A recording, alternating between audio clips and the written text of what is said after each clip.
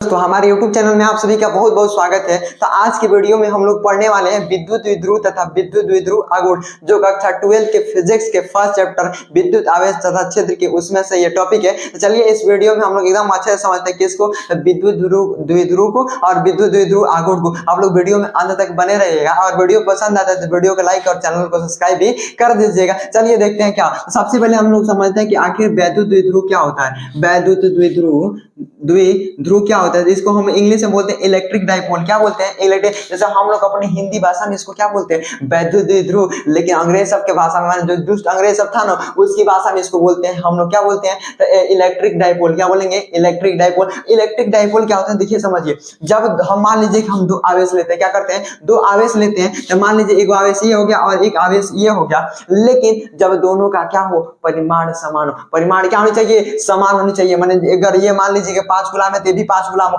ये 10 गुलाम है तो ये भी 10 गुलाम है, ये 20 गुलाम है तो ये भी 20 गुलाम, माने दोनों का परिमाण क्या होना चाहिए? समान। दोनों में कम ज्यादा नहीं होना चाहिए। मान लीजिए दो भाई बहन है, दोनों को मिठाई बटा रहा है और दोनों का कम ज्यादा होगा तो लड़ाई झगड़ा होगा ना। तो इसे में इसी तरह से देखिए, इसमें ये कहता है ना, हमारा जितना गुलाम इतना ही, दोनों का परिमाण क्या होना चाहिए? बराबर। लेकिन प्रकृति विपरीत। प्रकृति क्या होना चाहिए?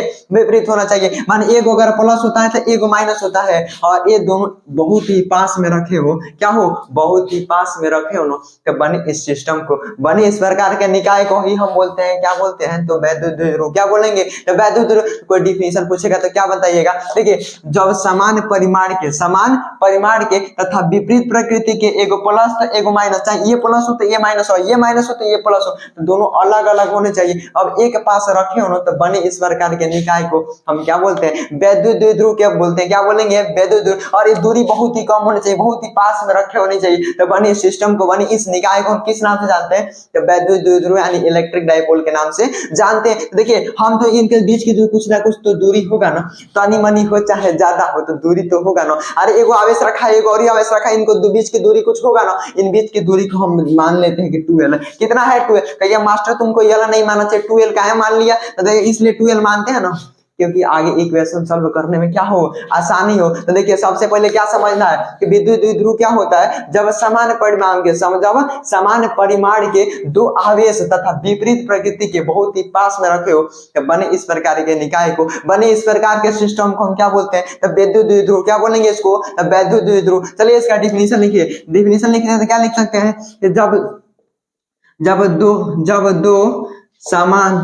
जब दो समान परिमाण तथा विपरीत प्रकृति के कैसे होने चाहिए? विपरीत प्रकृति के आवेश एक दूसरे के बहुत ही निकट हो, बहुत ही निकट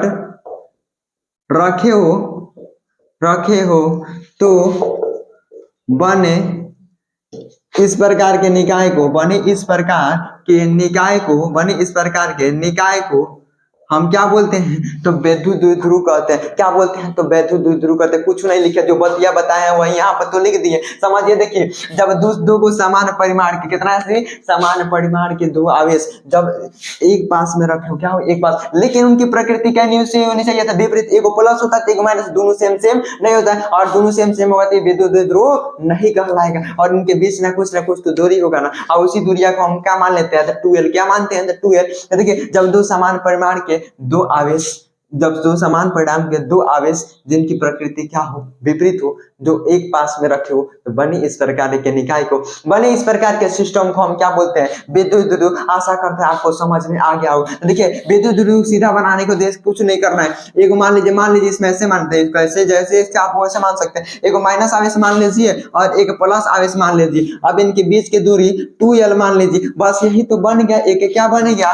तो विद्युत द्विध्रुव। क्या बन गया? विद्युत द्विध्रुव। और एकदम डिजाइन से फिगर बनाना चाहते हैं, देखिए बहुत लोग ऐसे भी बनाता है, ऐसे कर देगा, एक ऐसे कर देगा, इसको ऐसे करके मिला देगा ऐसे, और यहाँ पे एक आवेश और एक यहाँ पे, मान लीजिए यहाँ प्लस की आवेश हो गया, यहाँ माइनस की आवेश, इसके बीच की जो दूरी है यहाँ से लेकर और यहाँ तक कर देगा ना, ये 2l है। तो बन गया यही। तो क्या बन गया? एक विद्युत द्विध्रुव बन गया। चलिए अब इसके बाद से समझते हैं कि विद्युत द्विध्रुव आघूर्ण क्या होता है। विद्युत द्विध्रुव आघूर्ण क्या होता है, तो चलिए उसको भी समझते हैं। और वीडियो पसंद आए तो वीडियो को लाइक कर दीजिए, जल्दी से कर दीजिए। अरे मैं देख कर रहा है, कर दीजिए जल्दी। जल्दी से।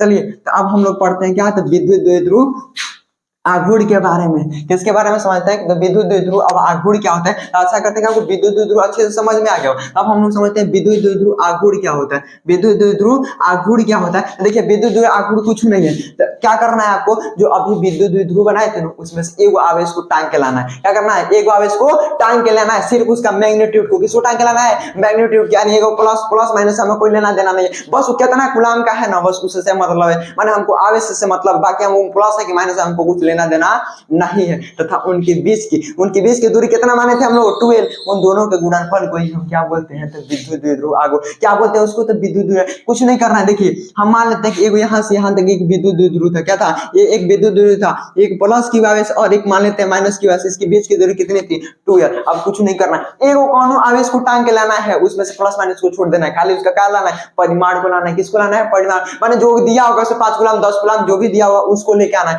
तो इसमें देखिए खाली क्यू लिखा है, तो इसमें किसको टांग के लगाएंगे, क्यू को, और इसके बीच की दूरी को कितना है, तो 12। इन दोनों के गुणनफल को हम किस नाम से जानते हैं, तो विद्युत द्विध्रुव आघूर्ण के नाम से जानते हैं। और विद्युत द्विध्रुव आघूर्ण का नाम हम पी से सूचित करते हैं। किससे सूचित करते हैं, तो इसे पी से सूचित किया जाता है। और देखिए पी के सूचित किया जाएगा 12, तो 12 इसके बीच की दूरी कितनी है, 12, तथा इसके बीच क्या इनके क्या करते हैं 12 तो आएगा, और इसमें से एक परिमाण लेके आएंगे, तो मान लीजिए क्यू, यहाँ क्या है क्यू, प्लस माइनस हमें मतलब नहीं है, तो लेके आएंगे, तो यहाँ मल्टीप्लाई कर दीजिए क्यू से, तो क्या हो गया, पी बराबर में 2 क्यू यल हो जाएगा ना। देखिए आप कहिएगा ना यल इधर नहीं जा सकता आपके लिखने के बस थोड़ा आसान करने के लिए लिख देते हैं, तो पी बराबर क्या होता है, 2 क्यू यल, यही होता है विद्युत द्विध्रुव आघूर्ण। चलिए इसका डिफिनेशन लिखते हैं और समझते हैं कि आखिर ये क्या होता है। देखिए सीधा करना है, विद्युत द्विध्रुव के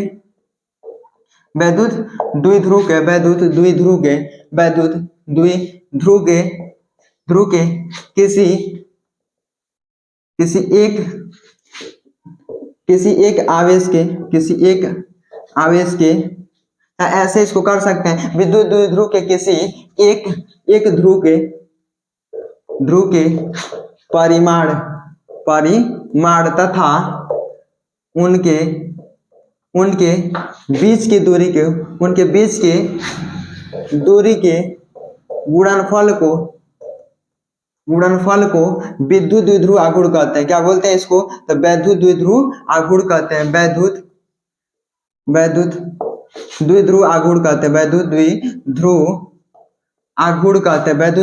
आघूर्ण कहते हैं। ठीक है, देखिए जो हम बताए हैं वही अभी लिखे हैं। ठीक है, कुछ नहीं करना है। देखिए क्या है, पहले देखिए इधर विद्युत द्विध्रुव आघूर्ण के में से किसी एक ध्रुव माने एक है ध्रुव किसी में से एक का परिमाण माने है, जिसमें सिर्फ क्यू को टांग के लाना है, किसको, क्यू, तथा उनकी बीच की दूरी 12 के दोनों को गुणा कर दिया, जो आंसर आएगा वही क्या कहलाता है, विद्युत द्विध्रुव आघूर्ण। क्या कहलाएगा, विद्युत द्विध्रुव आघूर्ण। और इसे हमें किससे सूचित करते हैं, जिसे हम किससे सूचित करेंगे, इसे सूचित करते हैं किससे, तो पी से। विद्युत द्विध्रुव आघूर्ण को किससे सूचित किया जाता है, तो पी से। तो माने इसको कहीं लिखा हो ना पी, तो क्या समझना है, तो क्या लिखा है, विद्युत द्विध्रुव। हाँ, जब ये फिजिक्स में यहाँ टॉपिक में लिखा हो ना, तो कहीं और ही लिखा हो, मान लीजिए मैथ पढ़े वहां तो कुछ और ही मान लिया होगा, मान लीजिए भुजा वो पी है, वो बूंदी पी है, तो उस तरह से नहीं मानना है। यहाँ जब इसमें बात करें तब यहाँ मानना है पी मतलब क्या होता है, तो विद्युत द्विध्रुव आघूर्ण क्या होता है, तो विद्युत द्विध्रुव आघूर्ण। अब चलिए इसका मात्रक और इसका क्या समझते हैं कि बीमा क्या होता है। देखिए मात्रक लिखने के लिए कुछ नहीं कर रहा है, देखिए अब इसका हम लिख लेते हैं मात्रक, एसआई यूनिट लिख लेते हैं। क्या लिख लेते हैं, एसआई यूनिट। तो बताइए, देखिए एसआई यूनिट लिखिए तो कुछ नहीं